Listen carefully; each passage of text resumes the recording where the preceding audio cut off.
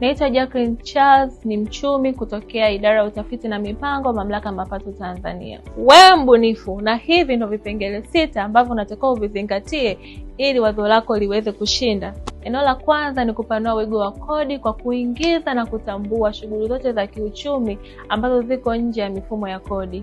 Eneo la pili ni kupunguza gharama za ukusanyaji wa mapato ili kwa kutumia mbinu na teknolojia za kisasa.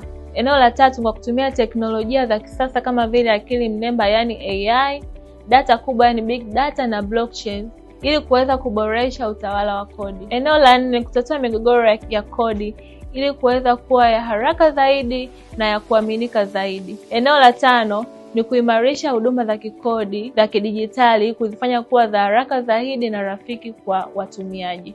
Eneo la 6 kurahisisha ukadiriaji wa mapato kwa biashara ndogo ndogo ili kufanya uzingatiaji wa sheria kuwa rahisi na wa vitendo. Kwa mwaka 2026 tunapenda kutoa wito kwa Watanzania wote wenye mawazo mapya kutuma mawazo yao kupitia tovuti ya Mamlaka ya Mapato Tanzania www.tra.go.tz kipengele cha Innovation Portal. TRA, pamoja tunajenga taifa letu.